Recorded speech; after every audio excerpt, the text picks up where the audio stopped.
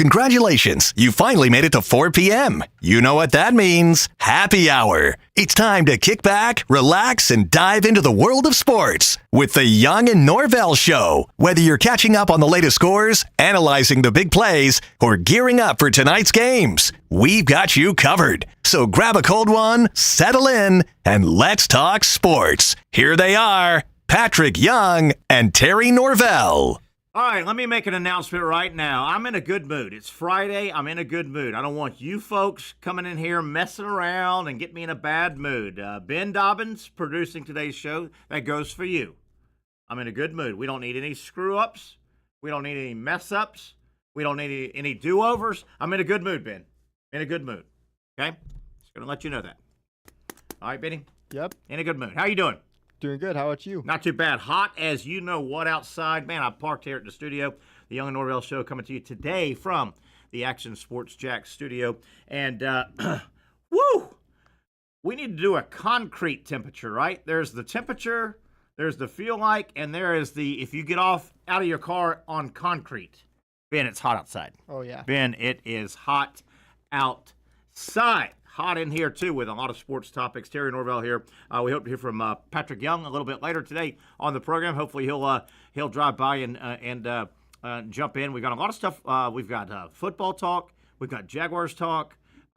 We've got Major League Baseball talk, final series before the All-Star game. We've got Wimbledon. Finals are pretty much set.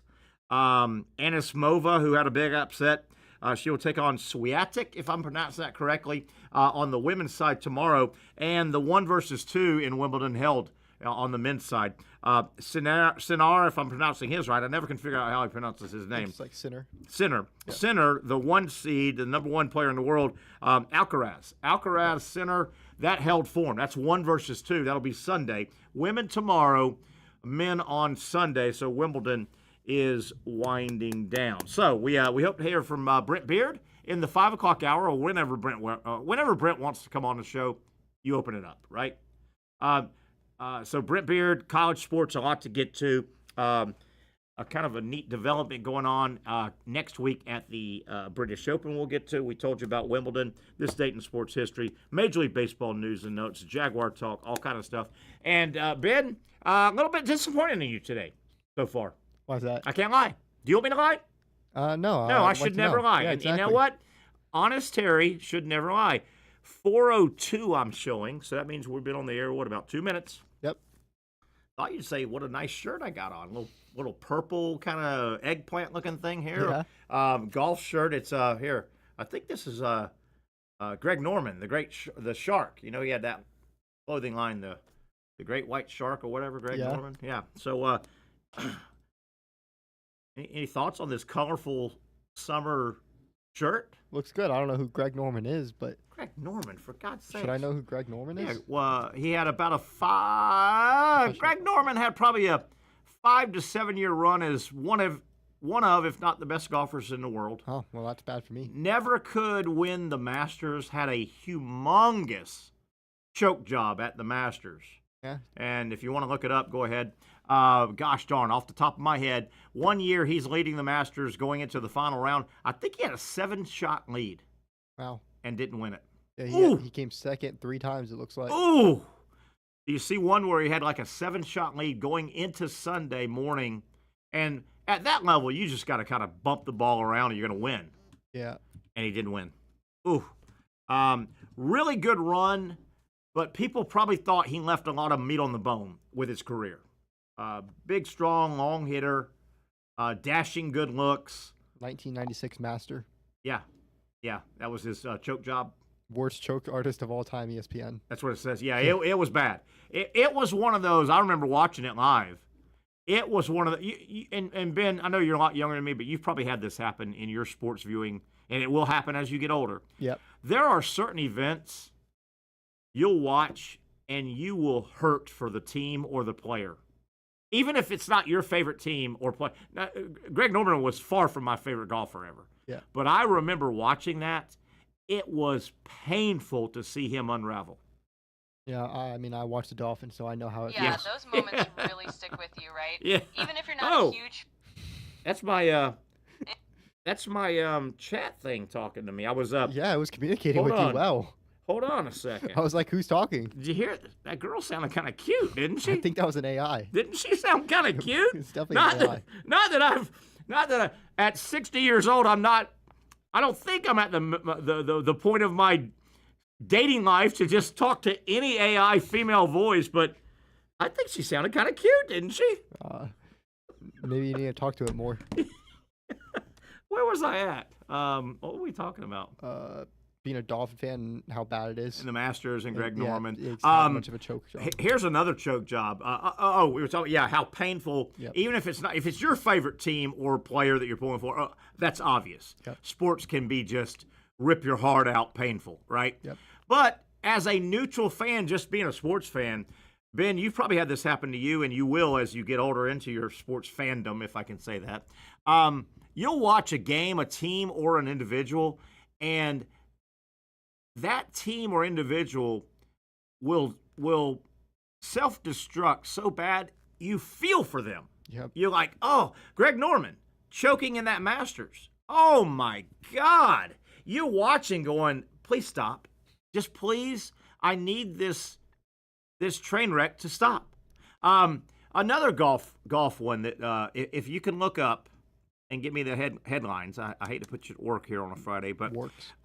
John and it's a foreign name. John Vandevelde, British Open choke. Oh my God, did it hurt to watch that bad boy about 10, 12, 15 years ago. See if you can find something on John, and it may be 1999 British Open. Talk to me about it. What do you see? Let's click it. I hope that's a TikTok. I don't think I want to listen to that. That girl was kind of cute sounding. I tell you, while you're looking that up, I can't. Should I? What if I got back on the chat and said, "Hey, Chat GPT girl, lady, 3-shot lead on the 18th. Hold on, I'm flirting. Oh, What if I got back on Chat GPT and said, "Hey, Chat GPT girl, lady that was just talking to me, what's your name? Can I get your number?" I don't know what it's going to do. It might report So you. what do you got on John Vandevelde? This was painful. He crumbles, giving up a 3-shot lead on the 18th hole and losing in a playoff game. How about that?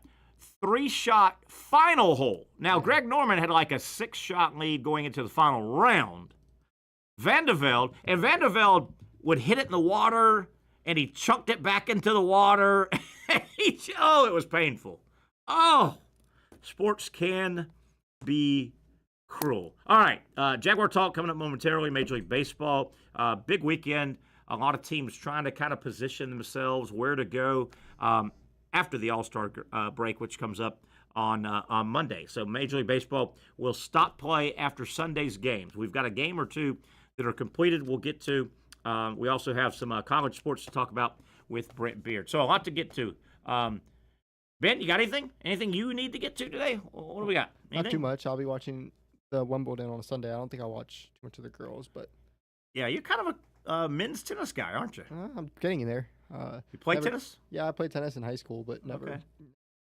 Were you on the high school team? For 1 year, and then I stopped for whatever reason. I don't know why I stopped. Were you the 1, the 2, the 3, or the no number by your name guy? No number by my name. Oh. I probably would have been if I just kept going. I probably would have been like fourth or What fifth. was your strength? Did you have? Were you a big serve guy? Were you a backhand? Were you a Well, I volley? started in. The only reason why I did it is because my sister did it. Okay. But I would probably say I was good at the net because she was always good at the net. So I always like that. But then I just never went. I just never Fair enough. continued. I don't know why I didn't continue. I only started. Now, in high when school. you played, what's the age difference? Who's older, you and sister? 3 years. You or her? No, yeah, 3 years. She's older. She's older. Okay, Yeah. so she pretty much whooped your ass on the tennis court. Yeah, I want to see what it's like now with both of us. Did not you playing ever forever. beat her without just cheating? I don't think we've ever played like a full game. In a while. Ben, stop it. I'm being honest. I don't think we've played. Benjamin, stop it. Did you ever beat her? We never play. Of course you I played. don't think we did. Ben. I think the only time we've ever played was Putting that down as an L. Hold on. L for Ben. the only time we ever played was when she was actually playing tennis, and obviously I didn't beat that. And what school was this at? East River High School. Where? East River High School down in Orlando. East River. Okay. Yeah, All probably right. never heard of that. Oh, you know what, Ben? Your parents probably told you this, grandmother or grandfather. lies come around. Yeah. You know, lies will come. Somewhere in this town, where does your sister live at now? The land? Yeah, that's right down the road. At some point, I will bump into your sister somehow, some way, and I will get the real straight poop on you and her playing tennis. She probably remembers it better Yeah. than I do. Yeah, probably. Was she pretty good? She was good at the net. Yeah, she was good at doubles. She beat our rival Timber Creek. You probably know Timber Creek. Yeah, I've heard of that school. But she beat them, and she made it into the newspaper one time. But that's about Whoa! Did she play collegiately? it. No. No. East River was never that good at tennis to get any recognition, I don't think. Did you and sister ever play golf, or was just No. tennis y'all's sport? She played tennis all 4 Yeah. years, I think. I don't remember. too Sounds much. like she's pretty much the athlete of the family. Yeah. Yeah. No, I played football at freshman year too. Yeah. I just never played any other thing. All right. I play Okay. more sports than her now, though. I really think I could beat her in tennis now because neither of us has played in 8 years or whatever. Oh, you playing that game, huh? I think I can. You're waiting her out. I This think is I'm what more you're doing. athletic than her now. Hey, let me guess. You're gonna wait her out. You'll wait. Maybe she'll have 2 or 3 kids. You know, kind of, lose her athleticism. Then you'll challenge her, right? Oh yeah. Yeah. I like your I style. challenge her now. I think I can. I'm definitely more athletic than her now. So, am I hearing this right? You challenge your sister to a duel on the tennis court. Yeah. A duel. You I slap her with some gloves. I haven't played in 4 years, and she probably hasn't played in 8. So I would. My money's on her. I think she's like a. I don't know how this betting goes. I think she's a plus 180 favorite over you right now. Yeah. As Hard Rock just put you guys on the on the board. oh yeah, On the board. All right, I want to talk a little Jaguar here right out of the gate. And again, this is not. A lot of people think I just bash the Jaguars. I'm not a Jaguar basher, but I'm being serious here for a moment. In terms of in our world here in North Florida, and me and my colleagues in this industry, and Ben, I'll let you jump in. I've always had a philosophy. I'm never going to be the local yokel and say every year going into the season, man, I think the Gators are going to be 12-0, and I think the Jaguars are going to be blankety blank and make the play. I have always prided myself. I tell you what I think. Good, bad, or different. Indifferent. And Ben, I also have been right a lot, and I've been wrong a lot, and I've been in between a lot. I have seen this happen hardcore for the last several years. But if you really take the Jaguars' lifespan of 30 years, I kind of get on my colleagues in this area because, Ben, I think, and I call a lot of our colleagues the fluffy local Jaguar media. I don't know have you ever heard me say that? I don't think so. You may have never done the show when I've done that, but it's one of my standard lines. And the issue is the Jaguars are 30 years old. Okay, they've had 30 seasons. They've made the playoffs like 7 or 8. Not many.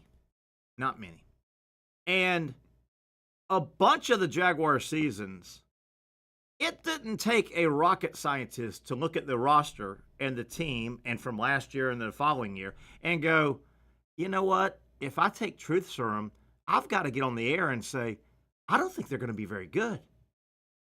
I don't think that's a stretch either, Ben. There have been many off seasons where if you are even kind of lucid, you can't think, well, with a break here and a break there, the Jaguars are going to be really good. But I have heard and seen our local media do that year after year after year, and that teases the fan into thinking, you know what, the Jaguars are going to be pretty good. Well, Ben, that's a long way of saying I don't think they're going to be very good this year. Coming off, they were 4-13. I didn't think they were going to be good last year, and they weren't. With that said, the local media has done, they've jumped on, you know what, new coach, new this, new that, two-way player, blah, blah. I still see a lot of holes. Okay, with that being the backdrop, Ben, yesterday we had one of the national writers did that piece on tight end, running back, wide receiver, right? And they didn't have Jacksonville very high. Yeah. Now, these are national, what I think, neutral writers. Okay, there's an article today in ESPN, on ESPN, the NFL page. The writer, I don't know him much, but I got his name. Seth Walder writes NFL News and Notes for the ESPN NFL page. He wrote an article today, and I read this morning, and I want to talk about it. And the crux of the article is off-season moves. All 32 teams, off-season moves. Who crushed it? Who flubbed it? And I know it's easy for a lot of Jaguar fans to go, when there's a negative national Jaguar story out there, oh, yeah, the national guys, nobody likes the Jaguar. Well, don't pay attention to that. Well, I'm not so sure we shouldn't pay attention a little more to the national guys than the local guys, because I think the national guys are much more neutral. I don't think there's a bunch of NFL writers out there that have a negative hard-on for the Jaguars. How can I crush the Jaguars today? I think they're much more neutral. Did you happen to see this article today? Yeah. Well, I've got it pulled up here. I got it. And I think at times the local Jaguar media and local Jaguar fan wants to blow off the national stories and their national rankings of the Jaguars, and I think that could be a mistake. So this guy gave letter grades, and then he spelled out why. Are you ready, Ben? Yep. So this guy, Seth Walder, when it came to the Jaguars, he said, and this is off season, everything. After the Super Bowl, everything each franchise has done, he puts it in he shakes it up and throws it out. Draft, free agency, cutting guys, not cutting guys, extending contracts, blah, blah, blah, blah, blah. You get it. He gives the Jacksonville Jaguars a C. I can live with that. Your first concern is, if the Jaguars were truly a bad football team last year, and I think they were, they've got holes, a C is probably not going to fix a lot of your holes, right? Yeah. If this guy's right. Okay, I'm going to say that. So this guy, Waldron, said, biggest moves, trading up to draft wide receiver cornerback Travis Hunter. We all agree with that. Okay, that's the biggest move they did. We know that. The move he liked the most, signing free agent offensive lineman Patrick McCarry from the Ravens. Okay, you can live with that. The move he liked the least, signing wide receiver Diami Brown, 1 year, $10 million. And I've heard a lot of people say, my God, a basically unproven slot third guy, you're giving $10 million. Okay, Ben, you with me so far? Yep. And you're probably looking at the article as well. Yes. So this may be bad, but I'm just going to kind of read this guy's theory. Jacksonville bungled its regime change to start the offseason. Okay, remember, that's before Liam Cohen, so let's don't bury him yet there. Firing Doug Peterson, but originally retaining general manager Trent Baalke. The latter seemed to be an impediment to finding a new coach, but once Jacksonville fired Baalke, and we all know this is his revisionist history, it was able to land Liam Cohen, who shined as the Bucs offense coordinator in 2024 and is a coach who could potentially provide a schematic advantage. Okay, so far so good, right?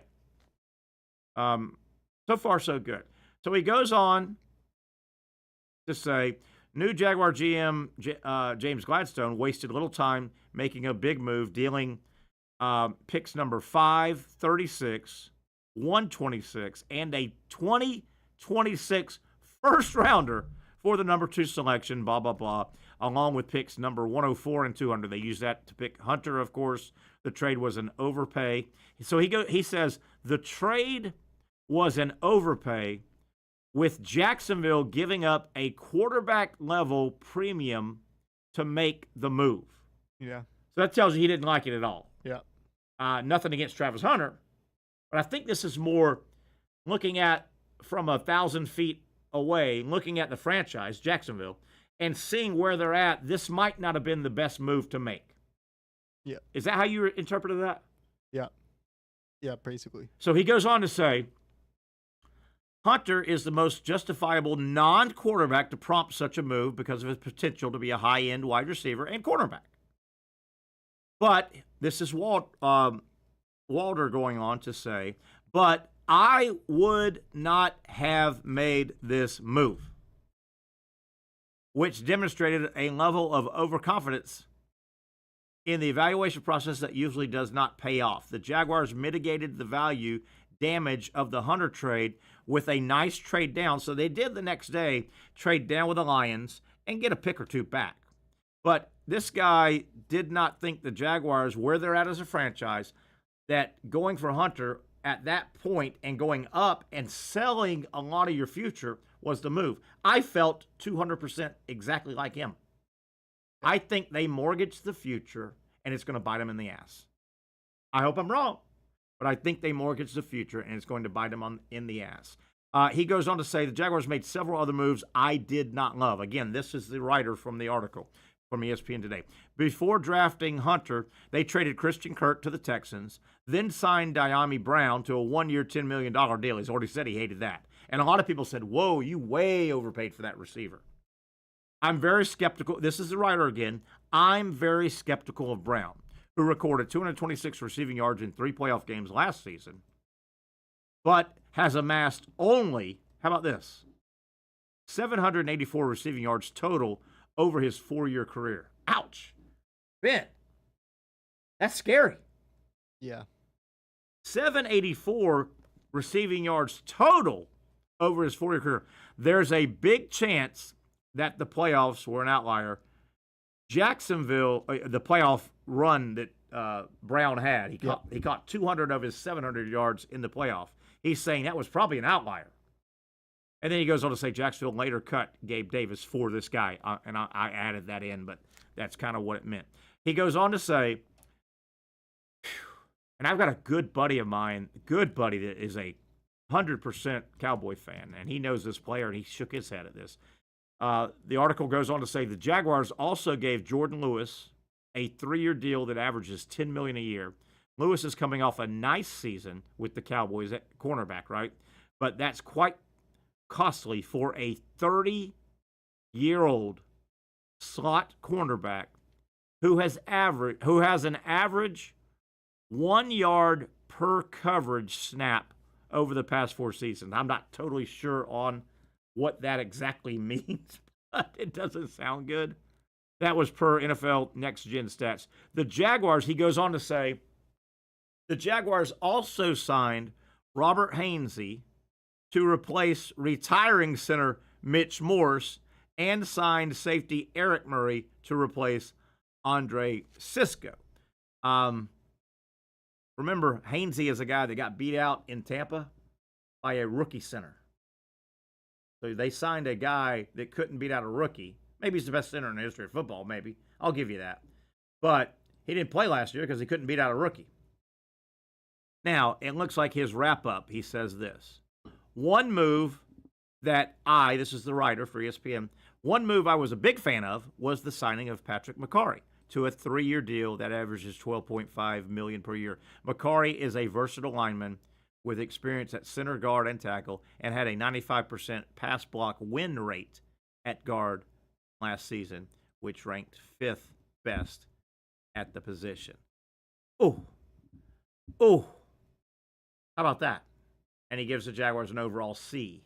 Ben, thoughts? Anything? If you don't, no problem. What thoughts? I think it's just all banking on Travis Hunter. If that trade, I think it's mainly that trade. I mean, yeah, the Brown move isn't the best, but it's only a year. Yeah. And the cornerback is kind of 10 years for 30-yard corners, a lot, or 10 mil for 30 years. But the Brown move is fine. I mean, 1 year. Yeah, it's a lot. But the Travis Hunter, it's going to all bank on that mainly, I think. Now, if the Jaguars go out and go 10-7 and they're knocking on or close to a playoff and in the run to 10-7 should be playoffs. 10-7. I see more of a 6-11, 7-10, and that tells me there's still a lot of holes on the team. But Ben, and I know we've got months from now to get into this. Next year, there's not a lot this team can do at all to get better. Yeah, no one wants to come to Jacksonville. No, you're not going to sign any hotshot free agents. You haven't done that in 30 years, basically. Yep. These star players don't sign free agency. If they've got matching financial deals, they just don't sign. I mean, they don't sign. Think about the best players in Jaguar history. Tony Baselli's in the Hall of Fame. They didn't lure him here. He was drafted here. Fred Taylor. They didn't go get him off the free agent market because he goes, I got to go to. He was drafted here. You see where I'm going with this? Yep. No. if their free agent guys have always been second and third tier guys. The number one hot shot free agent doesn't come here. One. So if you try to improve your team through free agency if you're the Jaguars next year, and you really have a long way to go still, I don't know if they will have enough money, but even with or without money, they have never been a factor. Would you agree with that? On the top line, can sign with anybody, can help your franchise, they never get that guy. Yeah. They're never in the run for that guy, are they? I mean, Calais Campbell, but that's about it. Yeah, I mean, they hit fool's gold. Calais Campbell still playing, I think, but he was well past what prime, many people. The NFL thought his prime was behind him. Yeah, he was. So they kind of hit an. He was a almost. You can't say retread. He's had a good career past here, but they got lucky on him. The rest of the NFL wasn't. They weren't fighting off two or three other franchises because he was a must-sign guy. The Jaguars never get the must-sign guy. Yep. So if they need help next year, which I think they will, they've mortgaged their future. How are they going to help their franchise if they do win 6 or 7 games? You still have a bunch of holes. How are they going to get better next year? And you don't have a lot of money. You've given away a lot of money to your roster. Jacksonville hasn't been a destination location. Jacksonville will not have a 1 pick next year. Ben, how are you going to get better? Yeah, I know. They better have hit a home run, man. They have to. Hey, we better be sitting here next year, and I better be just shoveling crow in my mouth like I've never eaten in 10 years. And I'm fine with that. But I always tell you what I think. And I thought, as a matter of fact, I'll even go, I'm fine with Travis Hunter. Not on this organization where this team is at. I said in the offseason, Ben, you may have heard this a few times as you've produced our show.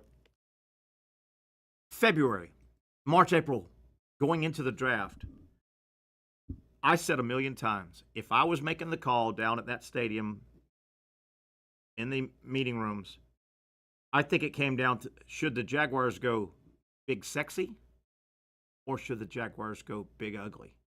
And I've consistently said I think the play was to go big ugly, meaning a big lineman. I would have gone offensive line. I think their offensive line's still a mess. I could have lived with interior defensive line because they talked about Mason Graham for a long time. But they went big. Big sexy is either quarterback, running back, receiver, or DB. I'll go ahead and say it. This team needs big ugly much more than big sexy, in my opinion. I hope I'm wrong. Ben, anything to add to that before we take a break? No, I believe you hit it pretty good. You're just saying that. You're just saying that because you're scared of me. Oh, yeah? Don't just say that because this is an open forum, Ben. You could say anything, including, Terry, that's a nice shirt you have on today.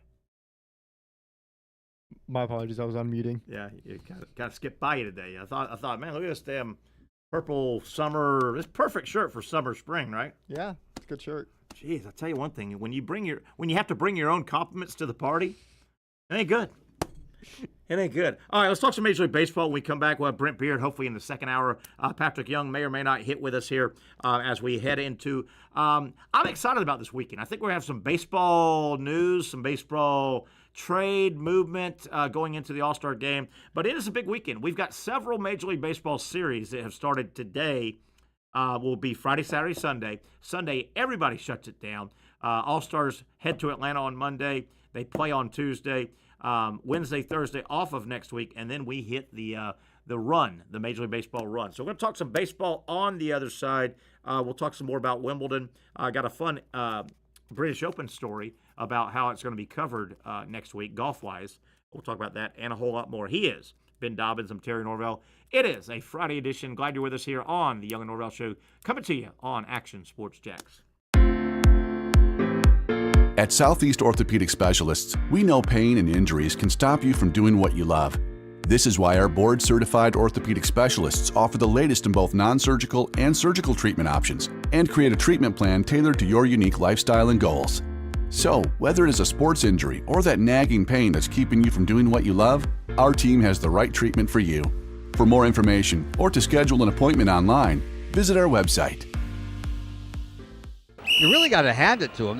hold on. The previous play is under further review. I'm not sure what he could review, but okay.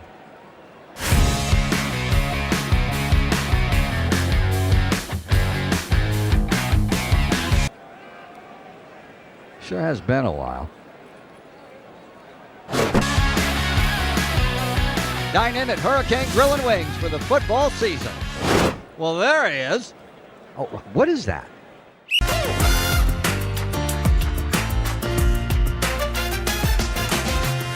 Empower a future, inspire a dream.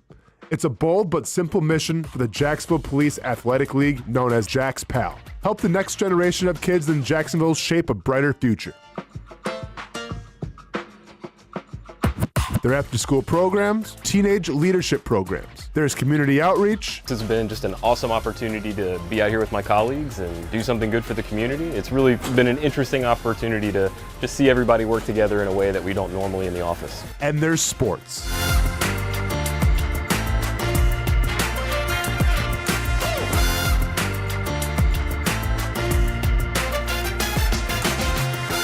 There are also ways you can help the next generation with a donation of any kind. Just visit jaxpal.org to get more information. Empower a future, inspire a dream with Jax PAL. Finally, a family atmosphere, kid-friendly restaurant with a real sports bar feel. Bricks Jack's Beach features all of that and a large, climate-controlled covered patio with misting fans and heaters for all seasons. Mix in an extremely diverse menu that features the most quality and affordable steak at the beach, and there's no reason not to enjoy your next lunch, dinner, happy hour, or big sporting event at Bricks Jack's Beach, 300 2nd Street North in Jacksonville Beach. See you at Bricks Jack's Beach. There's a saying in sports, you can't win them all, but you can win a lot with good folks on your team. Like that one painter, First Coast. It's tough to beat the sun in Florida, so your home fades. It's tough to beat that HOA when they come calling. Beat the sun, beat the HOA with that one painter, First Coast. And it's a good time to do it. Less rain to work around and painting in mild temperatures is perfect. After all, the paint bonds to the surface so much better. Give that one painter First Coast a call at 904-417-3557 or look them up at first-coast.thatonepainter.com. Fast estimate, guidance on color and HOA requirements, and the highest quality job you'll find anywhere. Be a big winner in your neighborhood with that one painter First Coast on your team.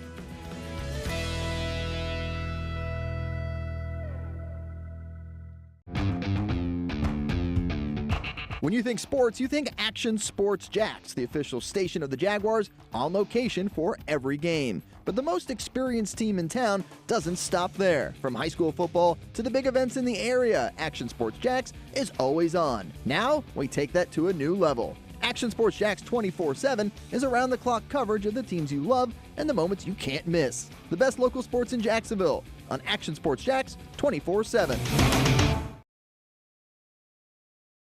All right, back we are. Terry Norvelle coming to you from our beautiful studio here with Action Sports Jacks. We do it 4 to 6. Hope you've been with us for a long time. If you're new, glad to have you. 4 to 6 Monday through Friday. Patrick Young normally on the show. He'll check in today, possibly. If not, we'll hear from Pat obviously on Monday. Brent Beard coming up in the second hour, I do believe. We'll have a lot of college stuff to talk about with Brent Beard. Got some Major League Baseball to get into, but Ben, before we do this do that.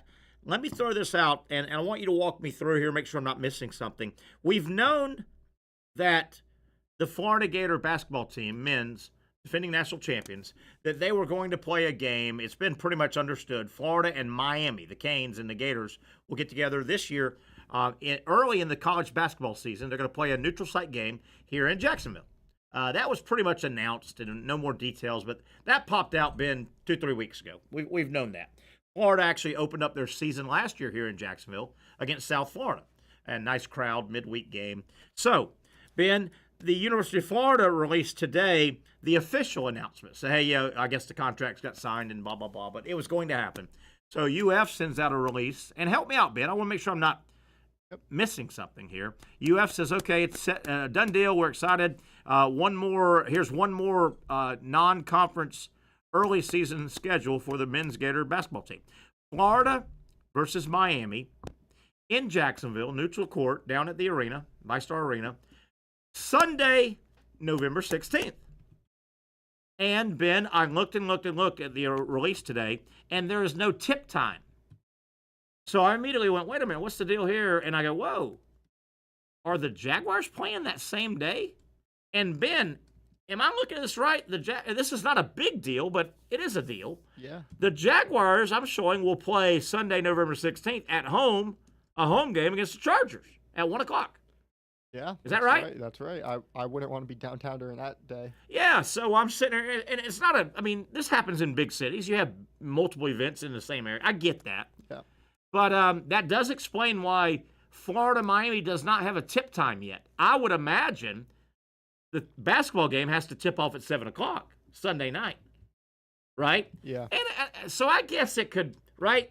The Jaguar game will end at 4. And, to get out, there'll be 50,000 people down there, right? So you got 3 hours before tip, but you're gonna have a lot of different crowd coming in, right? So am I right though? I'm not missing anything on this, am I? No, it's in ViStar, isn't it? Yeah, ViStar. Yeah, they're playing in downtown Jacksonville. Yeah, so you're not missing anything, I think, unless they move it to the Saturday, which they could. I don't think Florida would want to play a game or any college team because Saturday your college football team's playing. Oh yeah, true. Florida's football team's playing Ole Miss. The last thing you want to do is have that game maybe go up against your football game. Yeah, no one's gonna watch the basketball. And the same with Miami, Yeah. So, and I get it. Early season games in basketball, in November especially, you got to kind of just go where you go. Yeah. And find but yeah, if I'm reading everything right, Sunday, November 16th will be kind of a cool day in downtown Jacksonville. Yeah. You'll have an NFL game, 1 to 4-ish.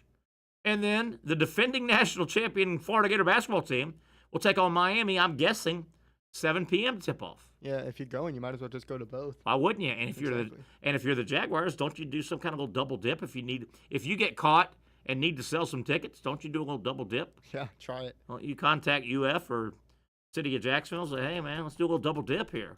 Yeah, just hope they don't need to do that. Now it'll be interesting. I think that's week 11 of the NFL season. What if the Jaguars are on fire? Yeah. What if they're having a great season? They won't need to. There'll be a lot of excitement down there.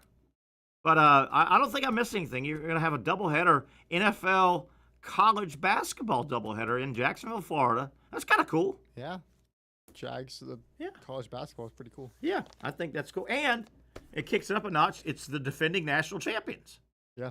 Who I think will be highly, highly rated preseason. All right, let's talk some baseball so we don't get closed out when we get Brent Beard on.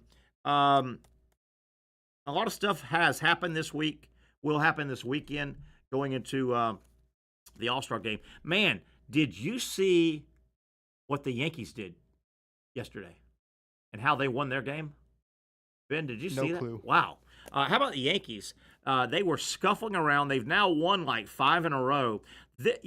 If the Yankees right the ship and have a big second half and get into the playoffs, yesterday's game may be the fire starter. Here's the deal. The Yankees were playing Seattle yesterday. Seattle's pitching staff, I don't know if it's one guy or a couple guys, Seattle had a no-hitter. They were throwing the Yankees had no hits through 7 innings. The Yankees at one point through 7 innings were trailing 5-0. They come back and win the game 6-5 on a sacrifice fly by Aaron Judge and a great slide by Volpe, the shortstop. Now, Ben, you may say, okay, it's just 1 win. First time since like 77, a team in Major League Baseball has been no hit through the first 7 innings and shut out 5-0 to come back and win. Huge, possibly a huge win for the Yankees to get them back righted. They win 6-5 after all the negativity. Yankees are entertaining the Cubs today, Saturday, and Sunday. Yankees have won 4 in a row after really, really scuffling. They've fallen out of first place. They're 2 games back. If the Yankees, if they can somehow, and the Cubs are good, they can lead their division. The Cubs are a good baseball team. But the series over the weekend is in New York. Boy, if the Yankees could take 2 out of 3, they will head into the All-Star break on a high. So track that game if the Yankees right things. By the way, Giancarlo Stanton, he's back in the lineup after rehabbing some injuries. Yeah. He hit a home run. Just what the Yankees need is another big home run hitter. It looks like Seattle had a 98.7% chance of winning that game. How about that? 5-0, no hits through 7. The Yankees Top come of the back. 8th. Just mark that down. I'm not saying the Yankees are going to turn things around and be a playoff team. If they do, that could be one of those games that starts you. You know what I mean? Could be one of those games. With that, so let's look around some other stuff in Major League Baseball. I didn't get to this yesterday. I'm going to get to it now. And the Royals did not actually play yesterday. That was an off day. The Royals are taking on the Mets, their final 3 games. Don't look now. My boy Caglianone's getting a little hot. Don't look now. You know, he struggled, right? The Gator Slugger has struggled since being called up. His last 2 games, and Kansas City, they've won a few here lately. Caglianone is 2 for 8 in his last 2 games. Okay, you're talking about that's a 250 average. Well, he's batting 150, so I'll take it, okay? So he's had 2 games in a row. He's 2 for 8, but he's hit home runs back-to-back. Oh. Tags went yard back-to-back, and the Royals are winning a few games now. They're still in playoff contention. They take on the Mets. Speaking of the Mets, they are scuffling. The Mets have really had a tough last 2 or 3 weeks. They did take 2 or 3 from the Yankees while the Yankees were struggling. The Mets yesterday, bad doubleheader loss to the Orioles. Ooh, the Orioles aren't one of the better teams too, Ben. They're not very good, and they took 2 yesterday from the Mets. It was a rainout makeup. The Mets are having trouble in interleague play. The Mets, 14-16 interleague play. When it comes to just playing in the National League, they're 39-25, so they are struggling with the other league. But boy, the Mets trying to right the ship going into the All-Star game, and they get swept yesterday in a doubleheader by the Orioles. Ooh, that's going to leave a mark. That is definitely going to leave a mark. A real good series going on, and this is actually a 4-game series going into Sunday. First game was yesterday. Tampa Bay at Boston. Don't look now. Boston's played their way right back into it. They're about 4 games behind the division, and they're right in the mix for the All-Star game. For the wild card spot, or a wild card spot. This one's one worth tracking over the weekend. Tampa Bay, they've played great baseball the last month. They're right in the thick of it with the AL East. Tampa Bay at Boston, 4 games. The 4th will be Sunday. Boston has already won the first one. If one of these teams can get 3 or 4, that'll be a nice way to jump off at the All-Star break. So keep an eye on that. Paul Skeens on the mound today. It's interesting. Skeens has a start today, which is Friday. The All-Star game is Tuesday. So he could easily throw 1 inning in the All-Star game. I think he should be the starter. And I know his record is, 4-7? He's 4-7, but Pittsburgh can't score any runs. He's got a under 2 ERA, and he's 4-7. So I would expect Skeens to either get the start or be the first guy after the starter in the All-Star game. He'll probably throw 1 inning, and this time's out good. The problem you have with the All-Star game sometime, Ben, is if you have a dominant pitcher. I mean, a Paul Skeens, a Skubal for Detroit, a Max Fried, who's the wins leader right now. The last thing the MLB wants is Paul Skeens, and it just kind of times out, right? You don't really change your rotation for the All-Star game. Your rotation is kind of your rotation. Your guy goes every 4 or 5 days. This timed out well. Paul Skeens, it would have stunk if Skeens threw 7 innings on Sunday. Well, the All-Star game is Tuesday, and he'd probably be shelved. But now, throwing tonight, he'll have 3 days off and can easily throw 1 inning. But that's happened before. Ben, you've had pitchers that have had huge first half of the season. And unfortunately, their last start before the All-Star game is that Sunday before the Tuesday game. And you're like, well, my guy's not going on the hill. He just threw 112 pitches. So they don't throw at all? Yeah, a lot of times they get, because the All-Star game is a fake exhibition game. Yeah. So you're not going to – a guy's not going to say, I'm going to go throw again. I'll just do 112 pitches, and that's my second off day. Yeah. So it works out good for Skeens in terms of when he's going to pitch. Another good series this weekend to keep an eye on. Seattle, who just had their trouble with the Yankees. Seattle is at Detroit. Detroit's a good baseball team. Did you see the story? I got to find the guy's name. Look up the Athletics guy. Not Oakland. The Athletics, they don't have a city. You can't call them anything. Did you know that? They're listed as the Athletics. Really? Because they play in that AAA park, waiting on their park to be built. They don't want to call them the Sacramento Athletics, even though they play in Sacramento. Can you look up and find out? The A's had a pitcher yesterday that gave up 5 home runs, the starting pitcher, and obviously he's on his way down to AAA. Yeah. You want to get sent down to AAA, give up 5 HRs in a game. Mitch Spence. Mitch Spence. God bless you, Mitch. 5 home runs. And also, really good series to watch this weekend. Baseball. Major League Baseball, with all the games, Ben, it never ends, right? They play 5.5, 6 games a week for 6 months. Man, things could happen quick in Major League Baseball.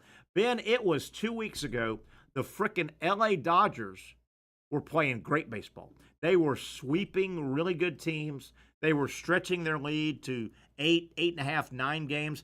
Don't look now. The Dodgers are scuffling right now going into the All-Star break. Let me pull them up real quick. Dodgers, and I'll bring them up. They have a big series this weekend at San Francisco. And obviously San Fran is one of the really good teams in that same division with the Dodgers. They're on a lose 6. Yeah, the Dodgers have lost 6 games quickly. Now they still have a 5-game lead over San Fran, but you can see right now, Dodgers lead the West, NL West, 56-38 record. San Fran, second place, 5 back, 51-43. Boy, this is a 3-game series. San Francisco really needs to take 2 of 3. If they could sweep the Dodgers, it's going to be fun to open up that second half. Big series coming up this weekend, Friday, Saturday, Sunday. San Francisco, the Giants, hosting the Dodgers. So there you have it. That's a quick look around Major League Baseball. Let's keep it here. I want to get some this date in sports history in case we run out of time. Ben, you will learn some stuff here. You love this segment, don't you? Oh, yeah. You learn a lot, don't you? Yeah. All right, here we go. Not a whole lot, but I jotted a few things down just for you, Ben. This date, sports history, 1914. Way back. Way back. You may not know this. This guy named Babe Ruth. You've heard of him, right? I've heard of him. Babe Ruth. He made his Major League debut. And let me say it again. Not Yankees debut. And I want you to digest all this, Ben. Babe Ruth, on this date, 1914, made his Major League debut as he was a member of the, not Yankees, the Boston Red Sox. And he didn't hit. He pitched. He made his Major League debut on this date, 1914. He and his Red Sox won the game 4-3, and the game was played in Fenway Park. How do you see the irony in all this? Yeah. It took several years later that the Yankees basically in a trade, they bought Babe Ruth in a trade way back. Because keep in mind, players couldn't move. You weren't a free agent. The only way you could leave a team that you were signed to, you may have been scouted at 16 and you signed a contract. Well, you're a Yankee for life unless they wanted to trade you or cut you. Huh? There was no free agency. Okay? So what that tells you is, and you know the history of Yankees, Red Sox. The Yankees have gotten the better of the Red Sox for the most part of 100 years or more. And to start that slaughter, Babe Ruth was right in the middle of it because he started his career as a pitcher with the Red Sox. He finds his way to the Yankees. How did he find his way there? Just obviously They traded him. What was the trade? I don't know, but yeah, there was no free agency. Yeah. So players were stuck. But the irony is, and then a guy named Babe Ruth became Babe Ruth. And think of the year after year after year that Babe Ruth and his Yankee teammates just gave the Red Sox hell. $100,000 was a trade. How about that? And there was always talk. Maybe there was a curse. Why did the curse of the Bambino? How do you trade the guy that turned out to be Babe frickin' Ruth? Yeah. You know? And you know, you are of an age where you probably think of Yankees, Red Sox, last 20 years of your life since you've been a sports fan, pretty even. Oh, it was a slaughter for about 100 years. The Red Sox never got by the Yankees, even with Ted Williams. But how ironic is that? What if the Red Sox never moved him? Would he have hit 714 home runs? Would he have led the I mean, think about that. Babe Ruth, his first Major League game was on the mound in Fenway Park. That's got to hurt a Red Sox fan, doesn't it? Yeah. Ooh, that's got to hurt. All right, a couple more before we take a break. 1971, the state sports history. A little-known Philadelphia Philly baseball player, Darren Johnson, hit 3 home runs in a game, and he had already hit one before the previous game. Guy went 4 straight at-bats with a home run. How about that? And that was in 1971. That wasn't in, like, 1850. 4 straight trips, and he's just a journeyman. I never knew the guy until I saw that. This one hits home because it involves, in a bad way, my favorite sports athlete of all time. You heard a guy named Ricky Henderson? Yep. Ricky is my man. We just lost him within a year. Passed away. This date, 1985, I also loved Nolan Ryan. What a great pitcher. Speaking of Paul Skeens is compared to Nolan Ryan. This date, 1985, Nolan Ryan notches strikeout number 4,000. He is obviously the strikeout leader with over 5,000 strikeouts. And his number is like way above the second place guy. I think Randy Johnson might be there with 3,900 or something like that. I bring this up because Nolan Ryan's strikeout number 5,000 was against my man Ricky Henderson. And I hate that because that stat and that clip comes up a lot. Yeah. And I hate to see my man Ricky going down, but hey, if you're going to go down and set a strikeout record by striking out, doing it against Nolan Ryan's pretty good. Pretty good. Okay, final one. We'll take a break here, and we'll try and hook up with Brent Beard here coming up on a Friday edition of the Young and Norvelle Show. This date, sports history, 1989. A guy you may have heard of, pretty good athlete. Bo Jackson, ever heard of him? A little bit. Bo Jackson, great multi-sport athlete. How about this? Bo Jackson, football player first. Auburn, Heisman Trophy winner. Great player in the NFL, got hurt. Had an awkward tackle kind of hurt his career. He was just making people look stupid in the NFL, as a matter of fact. Great athlete. Two-way player, played baseball, made it to the bigs, and was a good player. 1989, Bo Jackson was, on this date, named the Major League Baseball MVP of the All-Star Game. That tells you he wasn't just up there getting a cup of coffee, selling a few tickets. He was a player. What an athlete. Pretty good on both. What an athlete. And, Bo Jackson, one of the only crimes, and I say that crime, but he didn't have anything to do with it. One thing that kept Bo down a little bit, I mean, he is known as one of the great athletes of all time and just a super football baseball guy. His career in college, 1, maybe 2 years. It was at least 1, maybe 2, not all 3. But Bo Jackson overlapped this guy named Herschel Walker at Georgia. They overlapped, I think, 1 year. Herschel had been at Georgia 2 years, and Bo popped up. They were the same guy, basically. These big, strong, thick, sprinter, man among boys, football players. What a player. What a player. I bring that out because Georgia, the Georgia Bulldogs this year, they have a running back. I need to trace this down, but if you go by name only, this guy may be the best running back in the history of the world. The running back Georgia has this year on their depth chart, and he's supposed to be a player, pretty good player. His name is Bo Walker. So to me, that's the love child of Herschel Walker and Bo Jackson. I mean, how about that name? Yeah. How about that name? You got anything to live up to? Bo Walker. It's Bo Jackson and Herschel Walker, for God's sake. And going to Georgia. And going to Georgia. If he went to Georgia or Auburn. And I saw that a year ago when Georgia signed him. I went, my God, what a great name. And he's a running back. Yeah. And I think he's a big, thick kid. So, I don't know the genesis of the name. Did the parents, were they college football fans, Georgia fans, Auburn fans? Yeah. Or is it a coincidence? Bo Walker. You lugging that name around, you better be a pretty good running back. You better be a pretty good running back. All right, let's take a break. Wrapping up hour number one. We'll come back, hopefully hear from Brent Beard. A lot of college stuff to talk about. Brent will have a lot on his plate as well. All right, 1 hour down. Kicking off hour number two here on a Friday. Glad you're with us here. It's the Young and Norvelle Show on Action Sports Chat. You really got to hand it to him. Hold on. The previous play is under further review. I'm not sure what he could review, but okay.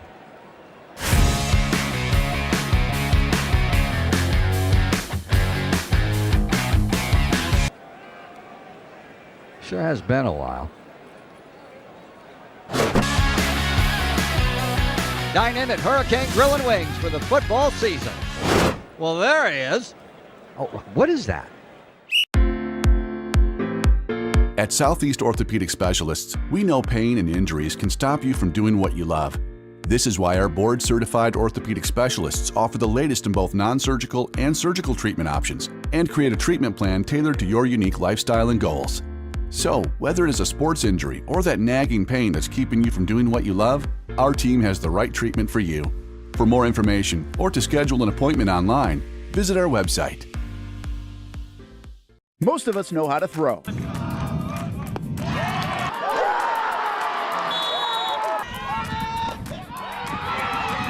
But you need to know what to throw. I'm not talking about footballs, baseballs, softballs. We're talking about those items you need to recycle. Republic Services explains it easy. Recycling simplified. 1.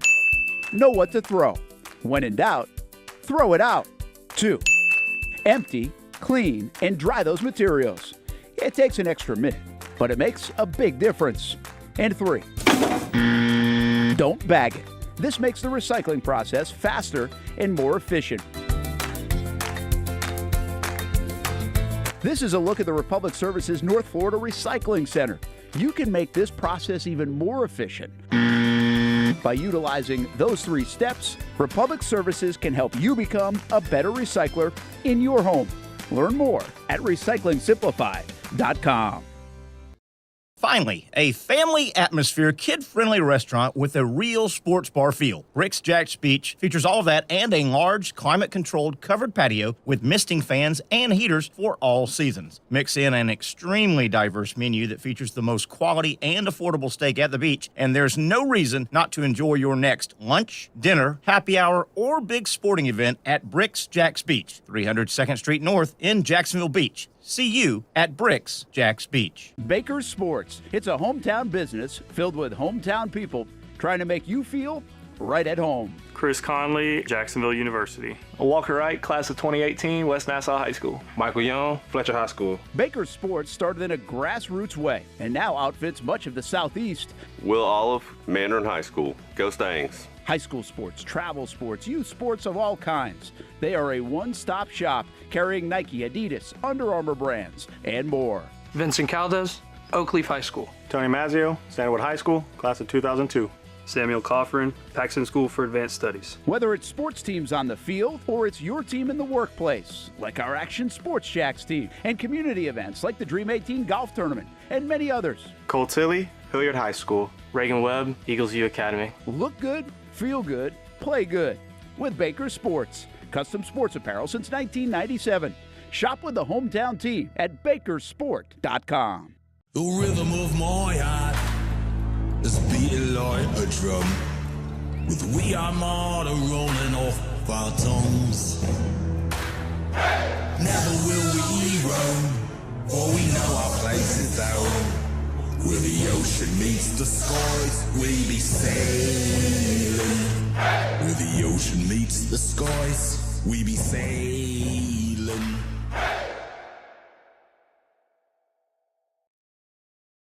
All right, let's get back here into it. 1 hour left here on this Friday and this week editions of the Young and Norvelle Show. Glad you're with us here. We do it Monday through Friday, 4 to 6. If you're new, glad to have you.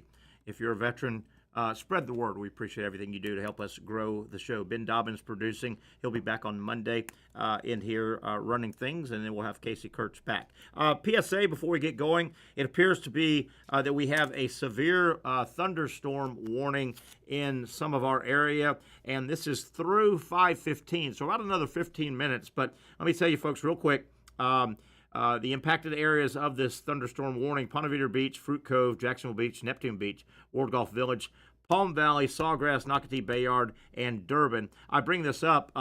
They're talking about possibly 60-mile-an-hour gust and quarter-sized hail. So it looks like, Ben, this thing is through another 15 minutes. I'm just throwing this out here so in case you're watching or hearing this, if you've got the time to spare, you might just want to hang out if you're in those areas, right? Yeah. Before you jump on the road. And I know we all can't do that. There's times we need to get somewhere on a timely fashion. But if you're in those areas and you can hang out, maybe hang out until 5:15, 5:20, and hopefully you will miss the heavy stuff. But I just wanted to get that out there. Number one. Number two, did I mention basketball? The basketball camp? I don't think I did. No, you didn't. We still have the Jacksonville Basketball Academy up and running all summer long through early August. Different basketball camps for different levels of players. Boys and girls are welcomed. It's not just a boy thing. If you've got a basketball playing girl, the next Caitlin Clark, get her over to the Jacksonville Basketball Academy. Coach Jimmy Martin from Providence has run this thing for years. He has great instructors, great teachers. And your basketball player, male, female, third grade-ish, all the way through high school, whatever their level of basketball playing or the level they want to get to, they've got a camp that will satisfy those needs. Shooting, ball handling, rebounding, understanding the game, teamwork, all the things that go into making a quality basketball player. Maybe you've already made your teams and you're trying to take your game to the next level. Maybe you're thinking about collegiately. You're wanting to work on your game, or you are going out for the middle school team for the first time coming up in several weeks. Gosh, hard to believe. Several weeks.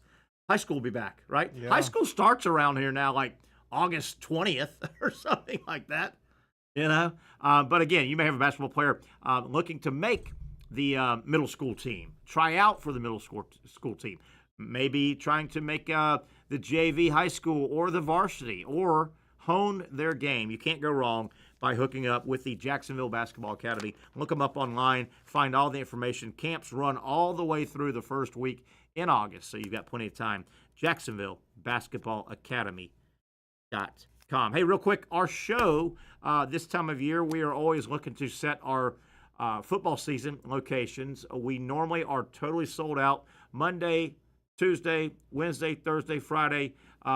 Last year, we were totally sold out all football season. All 5 locations were spoken for. We did a show from different location every day of the week, all season.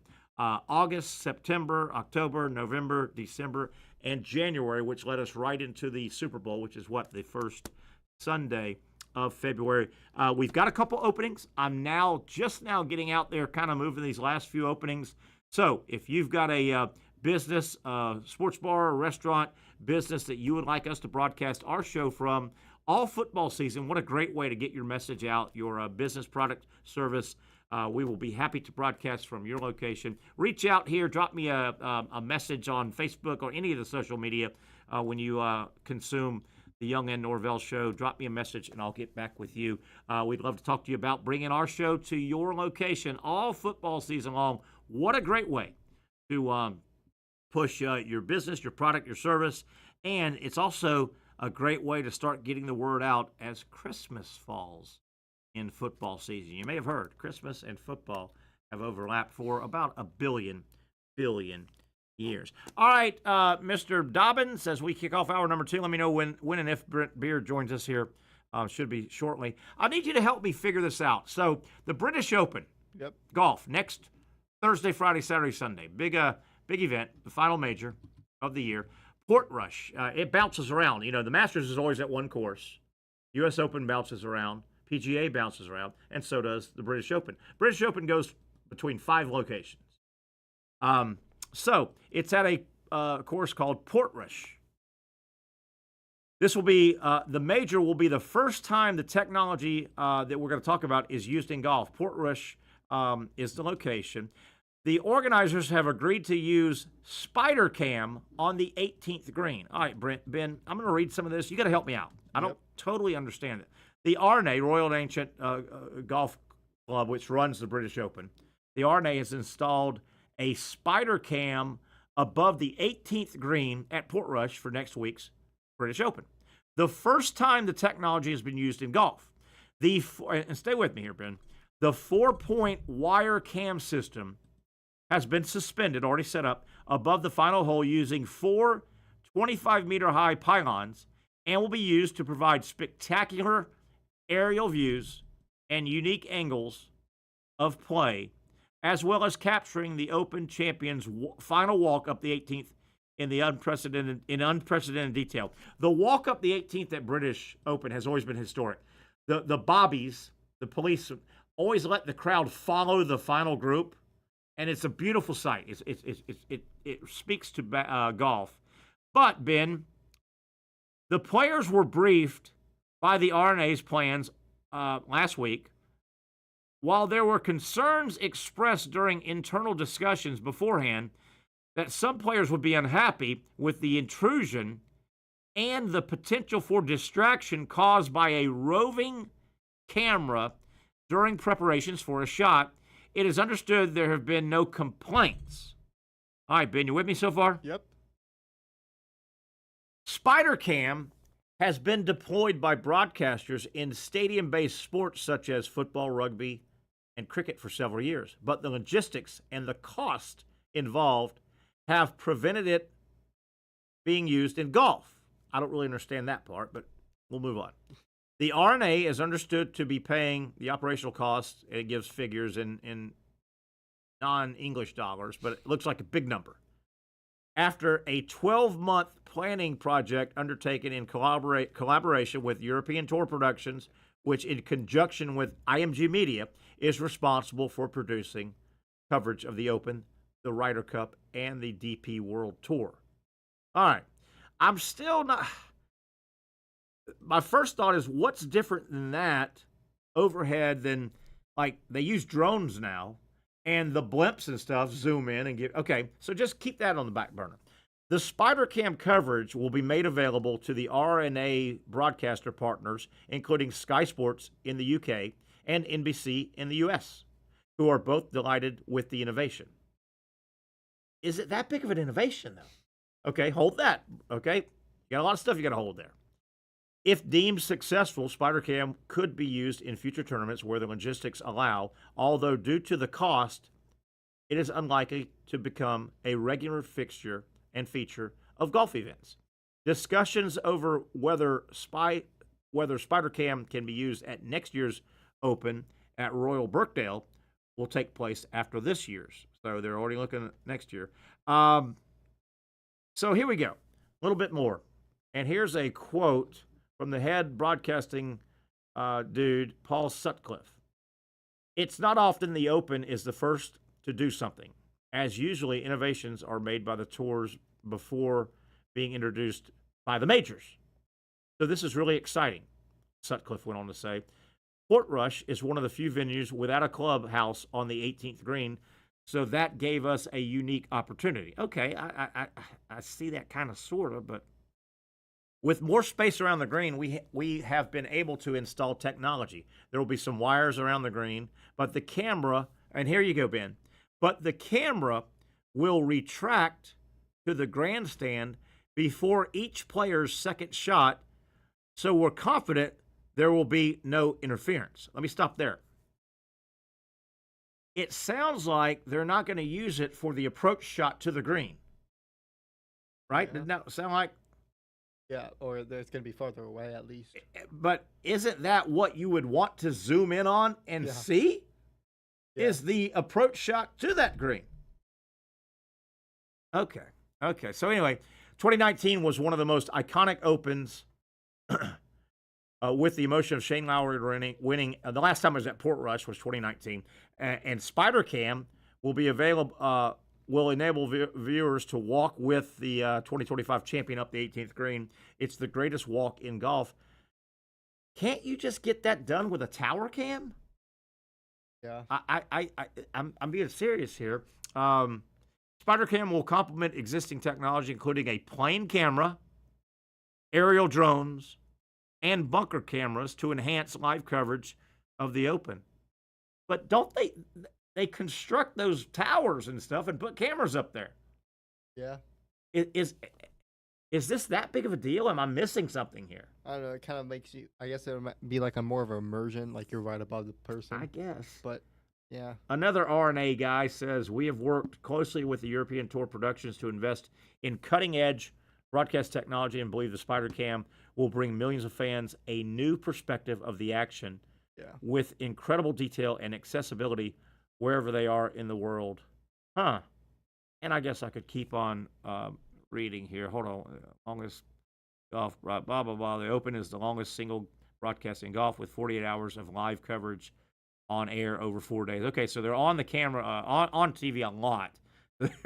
But, Ben, if you're not, obviously, it would be hard to have the camera hovering over the green with the approach shots coming in because you're going to end up hitting it. Yeah. At some point, right? Yeah. And, like the players were talking a little bit, if you know how they have those cables in football stadiums and the camera moves, but they take it way up on punts and move it and stuff, right? Yeah. So I guess, I don't know. Does it sound like that's going to give you that much of a different view than a drone or a blimp shot or a high scaffolding tower shot? It'll be better graphics and probably more immersion, but not to the point that they're making it sound like it's going to be. Yeah. I think. Yeah. It's going to give some type of something, but not to. They're making it sound like it's going to be the best thing in sports ever. Yeah, and when they were talking about the camera will retract as the approach shots start to happen, right, on that green, right? Yeah. They won't be using it, basically. Or they may, but they won't be using it as hovering as they will, I guess, when they're putting and stuff. Yeah. But to me, that's the shot you want to use it on, the approach, right? Yeah. And to me, maybe I'm a simpleton here. I guess I am. To me, that would almost be like the NFL saying, hey, by the way, we're giving our officials GoPro little cameras on their hats, and they have that. And we're going to give you field level views, but not during the play. Right? You can only hear the refs talk. And that's it. You can see the milling around between plays. Yeah. But if you said, we're going to do it, it's cutting edge, but not during the play, I'd go, well, isn't that really when you want the camera to be on? During the play? Yep. I don't know, Ben. I may be a simpleton. But I didn't get quite. Now, to be fair, when I saw that this morning and I read it, I said, I'm going to talk about it today. I'm going to bring it up. Ben's going to talk about it. We're going to talk about it. I will say this. I'm intrigued as hell, and I'm going to watch now. Yeah. I mean, I would have watched. I'm not a wire-to-wire British Open guy. Don't get me wrong. But, I mean, I'll pay it. It's the damn British Open. Yeah. I will watch, and one of my number one things is leaderboard. Hey, what about that shot? When are they going to give me that shot? I want to see that shot. Make it seem like it's going to be what they said, you know? Yeah. So I'll damn sure be tuned in for the golf and for the shot. But I'm trying to think of recent golf events I've watched, like you guys, the majors, and they always have particularly in the 18th green, they build a scaffolding, right? And they put the guys up there. You'll see Jim Nantz and guys behind the 18th green, and we've always seen the blimp shot. You know, there's cameras on a blimp. They zoom in tight as hell, right? I don't know. Let's just hope it doesn't fall. That would be bad.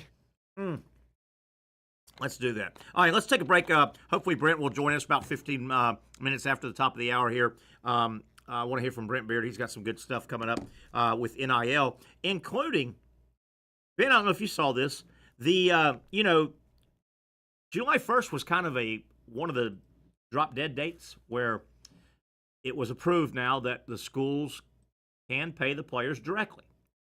So that was one of the line in the sand dates. That also looks like that has kicked off. College football and college sports has named a committee to kind of oversee NIL. Yep. And they get to anything over $600 is supposed to be run through, and this committee, this group is supposed to, is it legit? Is it not? Supposedly, that group, only a couple weeks in, they've kicked out a bunch. They said, hey, no, this isn't under the guidelines. And the guidelines are being set. But, yeah, it's interesting. Several NIL deals have been shot down already by this group. Media days start on Monday. We talked a little bit about that. We'll get back to that as we go. And another USA Today college basketball poll came out preseason. And, man, the bias. If you're a football school, you don't get treated fair, I don't think, in the basketball world, college basketball world. We'll talk about those topics and more as we continue here in the second hour, Friday edition of the Young and Norvelle Show. Back after this quick timeout. At Southeast Orthopedic Specialists, we know pain and injuries can stop you from doing what you love. This is why our board-certified orthopedic specialists offer the latest in both non-surgical and surgical treatment options and create a treatment plan tailored to your unique lifestyle and goals. So, whether it is a sports injury or that nagging pain that's keeping you from doing what you love, our team has the right treatment for you. For more information or to schedule an appointment online, visit our website. You really got to hand it to him. Hold on. The previous play is under further review. I'm not sure what he could review, but okay.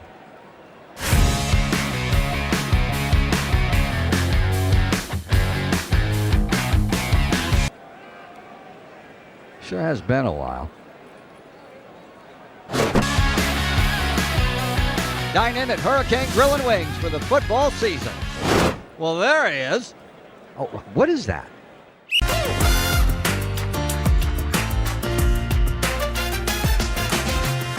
Empower a future, inspire a dream. It's a bold but simple mission for the Jacksonville Police Athletic League known as Jax PAL. Help the next generation of kids in Jacksonville shape a brighter future.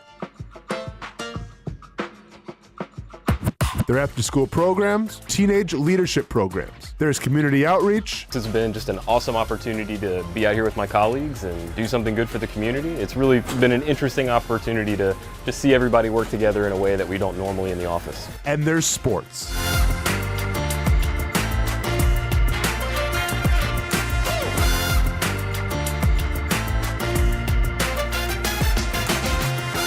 There are also ways you can help the next generation with a donation of any kind. Just visit jaxpal.org to get more information. Empower a future, inspire a dream with Jax PAL.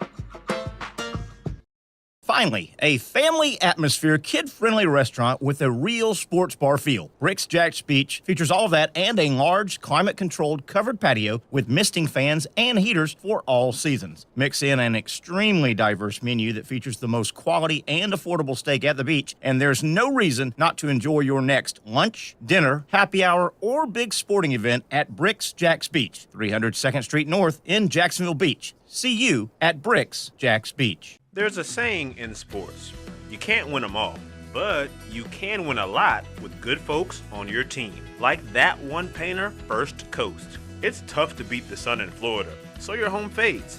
It's tough to beat that HOA when they come calling. Beat the sun, beat the HOA with that one painter, First Coast. And it's a good time to do it. Less rain to work around and painting in mild temperatures is perfect. After all, the paint bonds to the surface so much better. Give that one painter First Coast a call at 904-417-3557 or look them up at first-coast.thatonepainter.com. Fast estimate, guidance on color and HOA requirements, and the highest quality job you'll find anywhere. Be a big winner in your neighborhood with that one painter First Coast on your team.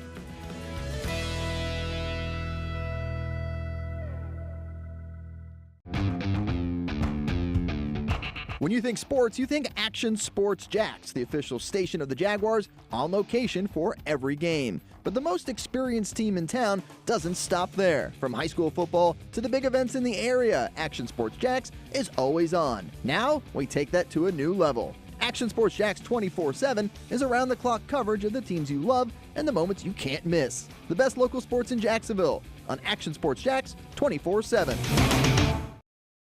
As promised, time to bring Mr. Brent Beard onto the show as we've got about 40 minutes left here on a Friday edition. We'll take the weekend off. A lot of stuff going on. And then, Brent, SEC Media Days. I know Big 12's wrapping up, but SEC Media Days. Number one, welcome to the show. Number two, can we start on Media Days? I know it's next week, and we got a lot to get to.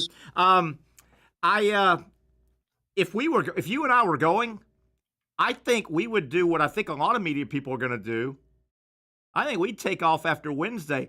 The final day, did you? Yes. The final day, yes. It's like they're trying to run people out of there. Here's your final four. Yeah. Yeah. And I don't mean to be mean about this, but this is not the most star-studded day. No, it's not. You've got Missouri, their players, and Eli Drinkwitz. Arkansas, their Arkansas players will be there, and Sam Pittman. Mm-hmm. Kentucky and Mark Stoops, who's not exactly, a song and dance guy. No. And then Texas A&M, Mike Elko, could walk right through this studio and I wouldn't know Mike Elko. That's not the best final day, is it? Thursday is usually, and I don't think they do it on purpose necessarily, but I agree. They will put coaches on there. Yeah. And look, the reality is a lot of people are leaving. I agree. Wednesday night, or they're leaving Thursday morning. And I'm not saying it's going to be a snooze fest because Eli Drinkwitz can be rather entertaining. He can get loose. Eli's mouth can get ahead of his brain sometime. Oh yeah. Eli, it's that old thing of Eli tries to his mouth tries to cash some checks that can't cover. The rest of him can't. So I would agree. Now, it's a pretty good lineup. First day on Monday. Woo! Ole Miss, LSU, South Carolina, and Vanderbilt. Yeah. All those teams besides LSU had a really pretty good season. Yeah, and Pat and I were and Ben were talking about this off your notes the other day. Monday's nice. You lead off with Lane Kiffin now is the modern Steve Spurrier at this thing. I think he filled because Lane's funny. Lane's more thought out than he wants you to think he's thought out. He understands the pulpit, right? He understands the pulpit. He's great. Brian Kelly, we want to see if he does anything stupid like dancing on his players or whatever. Shane Beamer, I hope he just doesn't pick a fight with somebody. He's such a hothead. And I like Beamer to a degree, but he's such a hothead. And then will Clark Lee walk in on Monday with more Vanderbilt pizzazz than any he's going to walk in with some wins and people are going to pay attention to Vanderbilt now. Yeah, he could. I would agree with that. That's perfect day for him. And after the year they had last year, if they can rebuild, if they can build on some of that, and look, the star of the thing could be Diego Pavia. Yeah, he could be. Who is one of the quarterbacks coming? Yes. Yeah, he definitely could be. Real quick, and we'll get off this though. Tuesday, pretty solid. Kirby Smart's figured out how to do this.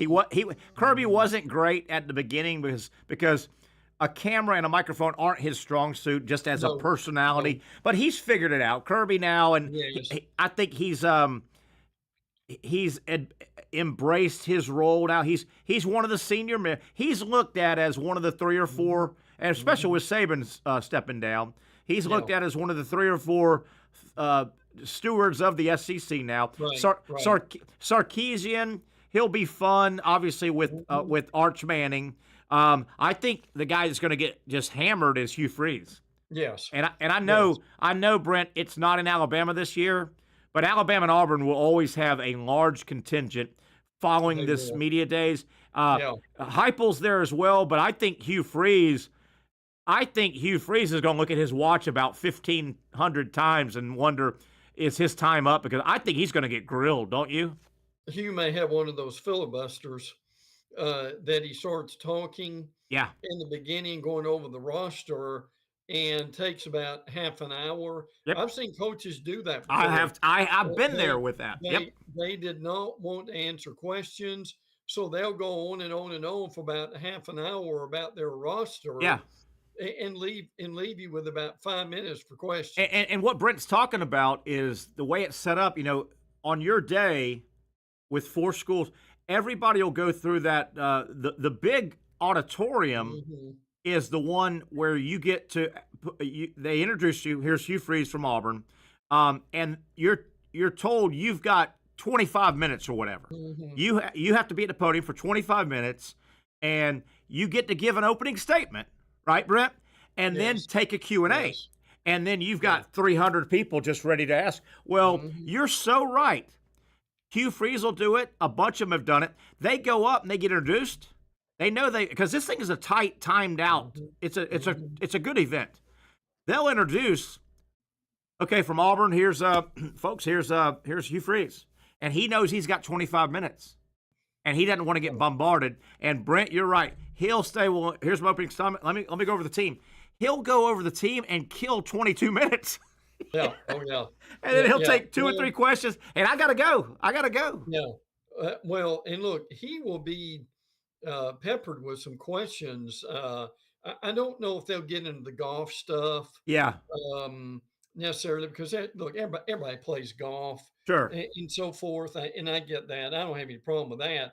What they will really get into will be, why are you in the 70s and recruiting? Absolutely. That's the thing they're gonna. Yeah. They're gonna. And look, I think probably a fair question is Coach, your body language. It looks like you're not invested. Yeah. Do you want to be there? I'm. Frankly, right now with him, I'm not sure that's not a real legitimate question. Yeah, he doesn't give off a great body language. The spinoff question, too, is, Coach, I mean, Auburn hasn't caught Alabama coming off 9-3, 9-4 very often in the last 25 years. Coach, have you wasted an opportunity? Because it looks like Alabama had a hiccup, but they are loaded for bear. Yeah. and they got a new guy that looks like you haven't taken advantage of. They got a new guy. Yeah, right. Yeah. So, I mean, you've got a lot of that and see, the other thing with Auburn is, and people may not realize this, they have not had a winning season since 2020. Isn't that shocking? 2020. And they were only 6-4 in 2020. That is shocking. Wednesday, Kalen DeBoer will roll in. He'll be much more comfortable. Boy, I think 12 months has done him a world of good. Just he's learned the state of Alabama. He's learned the culture, but until you get in that thing, I mean, that's a hot seat now. I think he will be wonderful on Wednesday. Brent Venables he'll have to fight off the hot seat question. Billy Napier, to a degree, will have to fight off the hot seat question. He's in on Wednesday. If I'm Napier, I might walk around with a medical doctor, because you got to believe the Lagway, throw, not throw, hernia, no hernia. If I'm Napier, I may bring the medical doctor with me. And then God bless Jeff Lebby. What a tough spot, man. We talked. Your head coach passes away unexpectedly. You had to bump up the interim. You had no chance. Arnett wasn't the guy, so you just spun your wheels, right? Now you bring in Jeff. You bring in Jeff Lebby, and here's Mississippi State. All that negativity, the death of a coach, which is horrible. It is. On top of Ole Miss is as high as they've been in decades. They are. Oh yeah. Absolutely. And then we talked about the Thursday lineup. So, all right, Brent, we'll get deep into that next week. How about some hit and miss stuff? I've got a couple things I want to throw your way. How about some notes? If you've got things that going into the weekend we probably need to hit. The other thing that I wanted to follow up with that is to get into the players a little bit. Okay. Look, one thing you said a minute ago, I think is, and the other thing when you talk about is the main themes of the main stories. Topics, yeah, big stories, big stories is going to be that.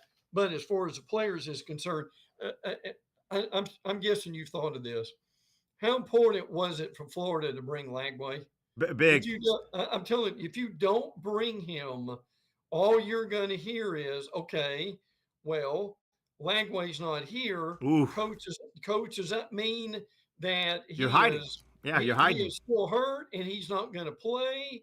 Now, I'll be interested to see how transparent they are. But Terry, might we get some kind of real synopsis of what's going on with him? You would think, and I love what you said. If Lagway did not make the trip to Atlanta as one of the players, I think everybody's mind that is not deep in the Florida program, I would conjure it up. I think you would. Everybody would go. I would see him in my mind. Wow, is he in some room in a full body cast? Is he in a full body cast? And you get what I mean about that. Is he rehabbing, and are they hoping he's going to be ready? I think Lagway needs to show up. No, with no bandages or anything. He needs to look 6'3.5", 245 pounds of muscle, right?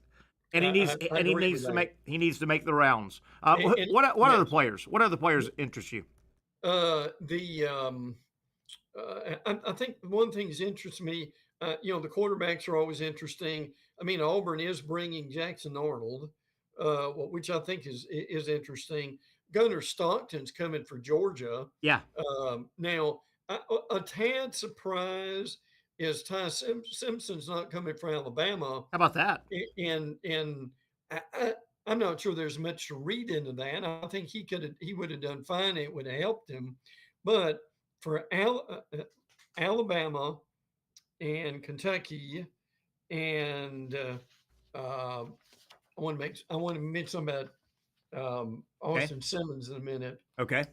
And Tennessee, not to bring quarterbacks is very unusual, but none of those are. Interesting. None of those are. You mentioned Diego Pavia, the Vanderbilt quarterback. There's just something likable, lovable about him. He doesn't do anything pretty. And he's quarterbacking Vanderbilt. I think he's got a chance to be one of the stars next week. I think little old Vanderbilt. When are they a story? They won a lot of games. They beat Alabama. They won a lot of games. They went to a bowl game. And I think this guy might put on a show, particularly the first day. Yeah. Oh, yeah. He very well could. Yeah. I would agree with that. Let me mention something about Austin Simmons that I was told yesterday. Austin Simmons is listed here. You see that? Austin Simmons is listed here as a sophomore. And tell people who Austin Simmons is. Austin Simmons is the quarterback for Ole Miss. Ole Miss, yeah. We don't have a lot of sample size on him. Yeah. But they love him. Now, my understanding is, and I've got to double check this, but I was told by somebody I trust that Austin Simmons has graduated already. Really? Yeah, that he is that smart. How about that? And which I thought was just amazing to think about that. But if he's who they think he is, with that defense they've got, they could certainly be very good. Garrett Nussmeier will be interesting. Garrett Nussmeier maybe is Heisman Trophy winner, frankly. Yeah. Now what they may do with Arch, and I've seen them do this. They did it with Peyton Manning, and they've done it with 2 or 3, 4 guys. What you usually do is you've got in what they call the print room, the big room that you mentioned a minute ago. After the coach speaks, they'll bring in 3 players, and the 3 players that they put them at basically opposite ends of the room. Yeah. Now, what they've done before with Peyton Manning, I think they'll do with Arch Manning maybe, is they may put Arch at the platform where the coaches speak. Yeah. In front of that microphone, sometimes when you've got these guys that have incredible reputations, that's how they deal with that, and that might happen with Arch. Yeah, and it's hard, and we've all been in that big room when those big ones come through. Yeah, the Tebows, the Mannings, those guys. Right. The big room has, when the coach is speaking, there'll be 300 people in that big room, and then they'll bring in those 3 players and scatter them. And I mean, you can have a gaggle around the player of about 20 or 25, and that's doable. There'll be 80 or 90 want to get around this guy, so they'll go, we just got to put him right on the podium. Just put him on the podium and do it all at once. So big. You mentioned Garrett Nussmeier. I tell you, that guy sold me last fall in Gainesville. He sold me. Florida wins the game. They beat LSU, and what was that? That was the game where Florida had like 8 sacks, and he had only been sacked like 6 times through the whole year, 7 games or whatever. I watched Florida in that press box last year absolutely pummel Garrett Nussmeier, and let me tell you something. He got up every time. He went back to that, and if you guys want to watch that game again, I'm telling you, that guy never blinked. He got pummeled, and he kept throwing, and he kept throwing, and he threw under hell, he must have been pressured another 15 times, and he made some incredible. He sold me that night. I think he's a player. I think he is a real player. Yeah, look, Nussmeier is one of these guys. I mean, and I'm not exaggerating here. He could throw for 4,000 or 5,000 yards in a season. I don't mean a career. I mean a season.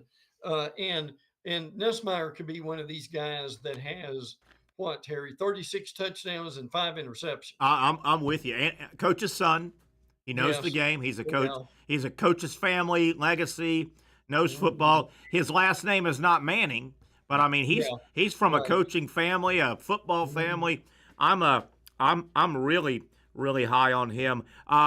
Speaking of the Manning family and Arch, boy, he's got an advantage though. Arch looks like a great player, but my God, he also, even the first time I saw Arch Manning, probably a year and a half ago in front of a camera when he was at Texas, he just looked polished. My God, his dad and his uncle and his family. He's born into SEC college football royalty.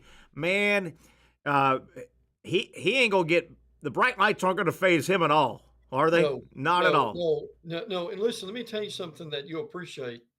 I do a weekly podcast with Shane Matthews on Thursday.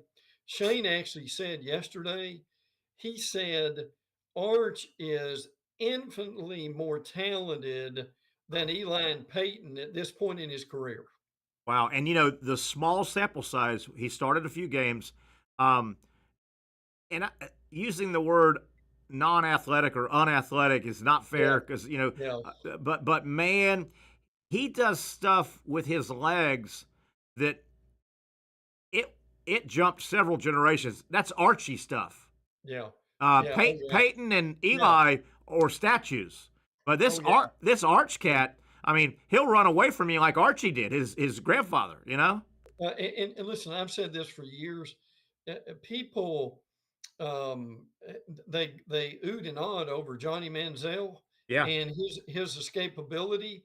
If people go back and they Google Archie Manning at Ole Miss did the same thing, maybe even better than we saw from Manziel. He would Arch was that good. I'll never forget being at the and this is like 1970 in Legion Field. Alabama played Ole Miss, and Archie was Ole Miss's quarterback, and Scott Hunter was Alabama's quarterback. Wow.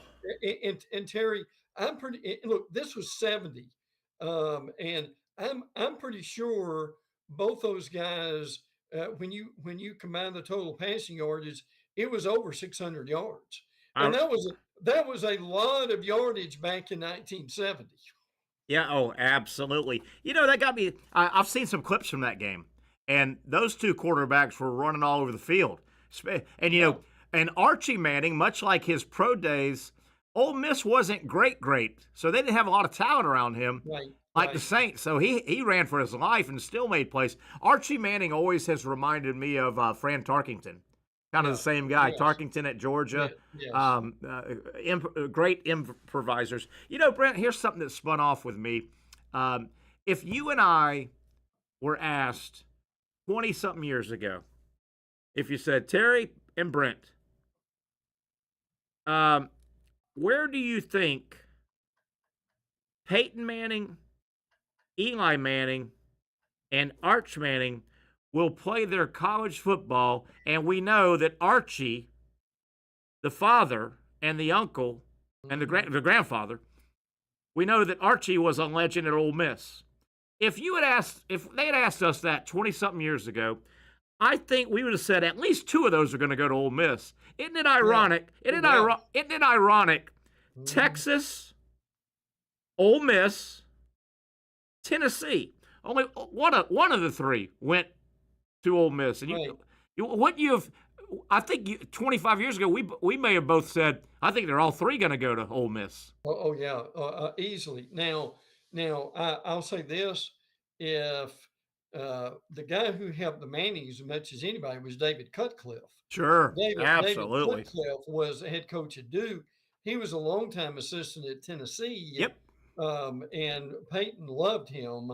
And Cutcliffe will be in Atlanta next week. Nice. Cutcliffe does something now, Terry, for the SEC. He's some kind of a special advisor. And he should. I have always admired that cat. Oh yeah, sharp as far as David Cutcliffe did wonders for quarterbacks. And listen, that I just thought about this when Archie was playing at Ole Miss. Do you remember Archie Who? Oh yeah. They had these buttons made up. And listen, now I think they did this for Manziel, but Archie actually had a song that was written for him. Yes. That made all the that I think made the top 40 or something like that. But people think gosh, that was in the 70s. They couldn't have done things like that. No. I'm telling you, Terry, if we'd have had the internet back then, in 70, the oohing and ahhing over Archie would have been as much as it has for any athlete you can name. That state rolled out for him, man. He was their really guy. Good. Hey, I want to go back. I know this may bore some people, but you and I are old tooths. I always thought, and you agree because we've talked about this, I thought David Cutcliffe was a great coach. I thought he got screwed once he finally made it as a head coach. I think one of the things, he really got screwed. He never should have got fired like he did. Absolutely not. And you know what? One thing I think hurt David Cutcliffe, and this is so unfair, he was coming around when, gosh darn, most of these programs, they wanted a pretty boy. They wanted a pretty, and David Cutcliffe was just a good old boy. I mean, I don't mean supermodel, but you know what I mean? They wanted the Sanzabelled slacks and the flat stomach, and I think that hurt Cutcliffe, which it shouldn't have. I thought he was a big time coach. When Cut, as they like to call him, was in the SEC, I'm telling you, and a lot of people have mentioned this. And you remember this. He was on the verge. Yes. When he was fired, would it be fair to say he was on the verge of maybe doing something special if he could have stayed another 2 or 3 years? Yeah, that was a screw up. That was a screw up by the administration. It really did. Hey, Brent, did you? We've got probably 15 minutes left here, and feel free to throw some of your topics. Did you see where? And that magical date that you walked us up to, July 1st, was a magical date. I mean, yes, that's when colleges now can pay salaries and things are starting to work itself out. Did you see where, I guess July 1st as well, the commission, the NIL commission, I'll just call it, I don't know the proper term, that has been formed. They got the guy from where, Major League Baseball, I can't remember where the head guy. They've already they've shot down some NIL deals. Did you see that? Haven't they? Yeah, how about that? Yeah, Terry, help me on this. It depends on what I've read, but I mean, I've heard they may shoot down as many as a quarter to half of them. Yeah. Yeah. And it's interesting. We were talking about this in generality a day or two ago, and you weren't with us. And I want to bring it up. I want to figure out how I can say this well.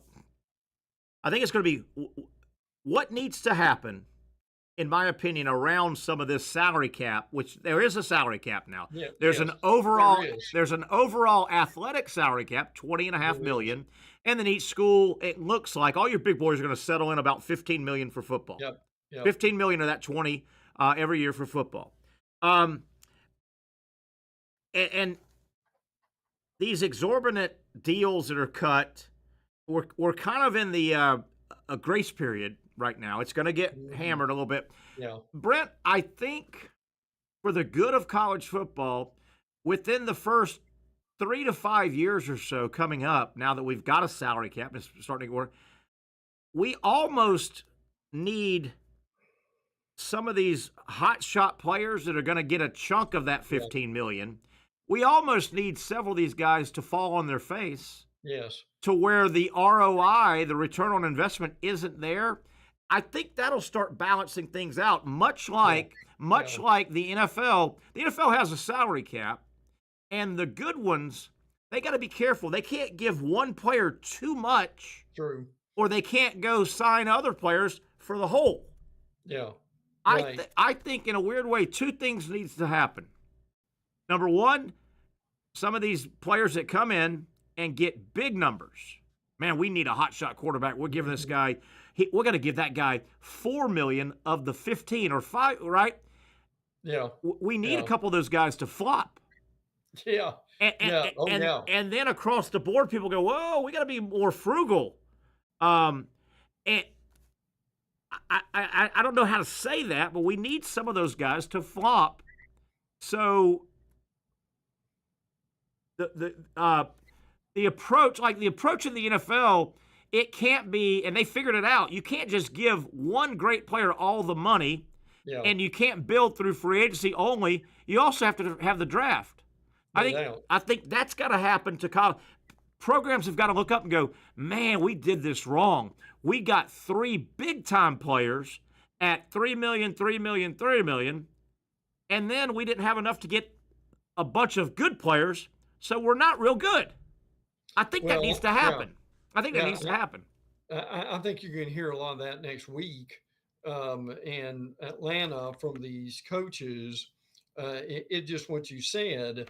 Now, I heard something today, and it was talking about the guest was talking about recruiting and Team X going after this great player.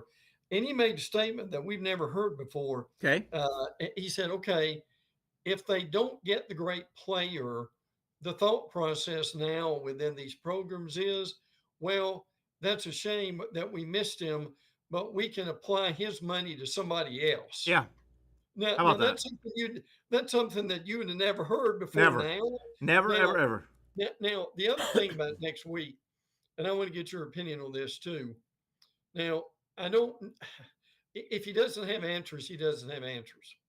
But when Greg Sankey is up there, Terry, he has absolutely got to deal with where they are with 8 or 9 conference games, 12, 16, 14 overall. How many portals are we going to have? And are we going to do something about signing day? Now, again, he may not have the answer to that, but what I want him to do, I want him to be as transparent as he can and deal with those issues because people want to know about this stuff. And Sankey is the number one guy to talk about. Absolutely. And I love where you just went there, Brent. 8 or 9, 12, 14, 16. Portal. Okay, those are very important issues. Yes. And yes. I understand, as you do, those are complicated issues. They are. We're not just doing 2 + 2 is 4. Yeah. But on top of all that, these guys, the Sankeys of the world, the Petitis of the world, the big hitters that are making these decisions, this is what they do. Yeah, sure it is. It's not like and I get Greg Sankey is the commissioner of all sports. Football is the boy. It's the main dog. Yes. I get it. They're big deals. They should have these done. These answers. Hey, they're not waiting on any more data to say, do we need to mandate 8 or 9? All the data's in. Yeah. They're not. Yeah. Hey, what more data are they waiting on? 12, 14, 16. All the data's in. Well, this is what I was explained yesterday. Is this, and see how logical this is. Before the SEC decides on 8 or 9, they want to know, is this going to be 12, 14, or 16? Yes. Because if it's 16, they can relax a little bit because, as you and I've talked, if it's 16, unlike last year, a 9-3 team will make the playoffs. Absolutely. So, but still, with that said, Sankey needs to say, look, guys, we're going to have this decided by this day. Totally agree. And so we can get on with things. He would help himself. And you know what? Getting back to this is what these guys do. How much more time? How much more data? It's not like the next meeting, and they're going to get together soon, and they're going to work on it again. It's not like when they all sit down at that big round table. Yeah. And they all have, there's an itinerary. The itinerary is not split up 50 different things they got to talk about. Right. They only have a couple things, right? It's not like their day planner is got a billion things on it, unrelated. These are all related, and this is what is the top of mind. Get it done, guys. Get it done. Brent, couple minutes left. If you've got something, bring it up. We got 3 minutes left. This is Terry just being mean and mad, and I hate the way Southern football programs. If you're known as a Southern football program, I think this bias always plays in. Florida's carrying the flag right now, and it makes me mad. This could be Florida. This could be Alabama basketball. This could be Tennessee basketball. This could be Georgia basketball, if they're any good ever. On and on. Auburn basketball. USA Today comes out with their early top 25 basketball. I didn't even have to look, but here it is. And I'm being a little paranoid. Houston 1, Duke 2, UConn 3, Purdue 4, Florida 5. Florida should be 1 in this, and it doesn't matter. It doesn't matter. It doesn't matter. But Houston is not a football power. They're not punished. Right. Duke is not a football power. They're considered blue blood. They're not punished. UConn barely plays football. They're not punished. Purdue is the most underachieving basketball, but they're not football power. Florida, you could put Florida at 5, Alabama, Georgia. The SEC basketball powers are always discriminated in basketball, I think. And look, I will make the argument that, okay, for instance, last year, both Alabama and Auburn beat Houston. Both of them did. Yes, they did. Yes, they did. So look, I get the love. I get the love for Houston, Kevin Sampson. I have a lot of respect for him, and I do think he's going to win at some point. But my argument right now is the top echelon of the SEC can beat any of those teams and anybody in the nation. Anybody. Little spin off this hit me earlier. Purdue basketball, are they Penn State football? Every year you hear they've got Zach Edey. Purdue's so good. They're bringing back everybody. They're going to win it. They're number 1 seed. I think Purdue basketball is Penn State football. Well, I like Matt Painter. Go win it. There's some truth to that. Yeah. Yes. Yeah. All right, Brent, anything else we're missing here as we head into the weekend? Yeah, let me mention this. And as you know from being there, Media Days is very chaotic. Yes. And so, with that said, it's hard for us to say when we're going to give some reports next week. Sure. But I'm going to do everything I can, even to do some short stuff. Nice. Meaning brief stuff to be on the air. But you and I will be in touch. And we will play that by ear as a week goes Of course, along. and if it's easier for you, just and we'll be in touch. But hit and miss when you can, even if it's not announced. If the show's going on and you've got 10 minutes here or 20 minutes there, feel free. Look for man. It's a lot of work over there wherever it's at. Yes. But it is a lot of fun. You and I need to get back there again. I hadn't been in 10 years probably. I need to get back. It's a lot of fun. It is, absolutely. And it will be very interesting to see where it goes next year. Maybe Nashville, but we don't know. Yeah, and I'd love to go to Nashville. I love me some Nashville. Absolutely. All right, Mr. Beard, great, safe weekend. A lot of stuff going on, a lot of Major League Baseball. And then, man, I tell you, it's already football season to me, but Monday morning, that's like a Christmas for me. I love SEC Media Days. It'll be a lot of fun. All right, buddy, have a good weekend. You too. That is our main man. You know him, you love him. Brent Beard has really added to our show over the years. We appreciate his time and, of course, his insight and thoughtfulness. That'll do it. I want to thank everybody for helping us, following us all week. We've had a good week, I think, and we're going to take a weekend off, a lot of baseball, and then we'll reconvene on Monday, 4 o'clock for the next edition of the Young and Norvelle Show. That'll do it. I want to thank Ben Dobbins. He'll be back in on Monday. And, of course, Brent Beard. I'm Terry Norvelle. Have a great weekend. We'll talk on Monday, everybody. At Southeast Orthopedic Specialists, we know pain and injuries can stop you from doing what you love. This is why our board-certified orthopedic specialists offer the latest in both non-surgical and surgical treatment options and create a treatment plan tailored to your unique lifestyle and goals. So, whether it is a sports injury or that nagging pain that's keeping you from doing what you love, our team has the right treatment for you. For more information or to schedule an appointment online, visit our website. You really got to hand it to him. Hold on. The previous play is under further review. I'm not sure what he could review, but okay.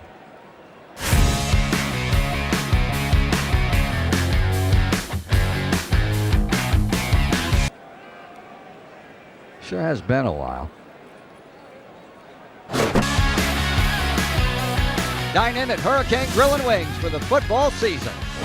Well, there he is. Oh, what is that?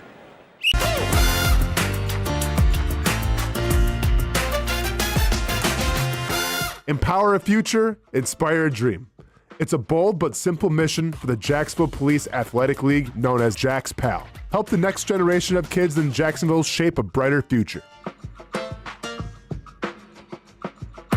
Their after-school programs, teenage leadership programs. There's community outreach. This has been just an awesome opportunity to be out here with my colleagues and do something good for the community. It's really been an interesting opportunity to just see everybody work together in a way that we don't normally in the office. And there's sports.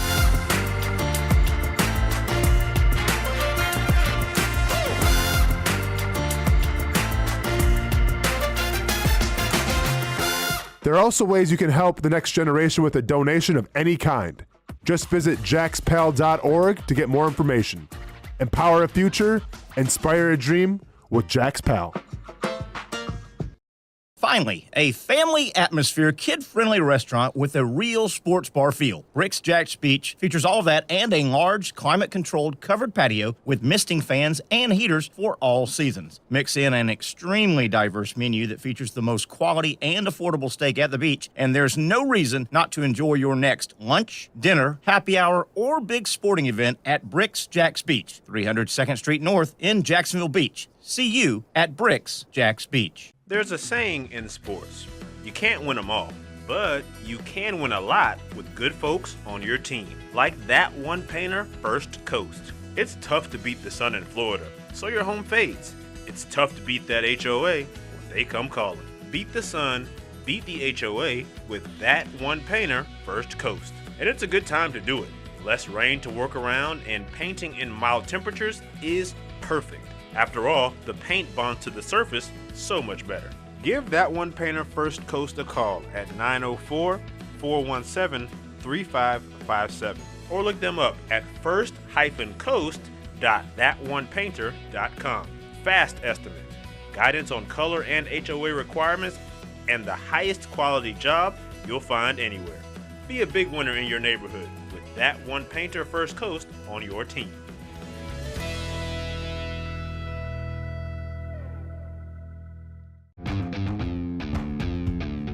When you think sports, you think Action Sports Jax, the official station of the Jaguars, on location for every game. But the most experienced team in town doesn't stop there. From high school football to the big events in the area, Action Sports Jax is always on. Now, we take that to a new level. Action Sports Jax 24/7 is around-the-clock coverage of the teams you love and the moments you can't miss.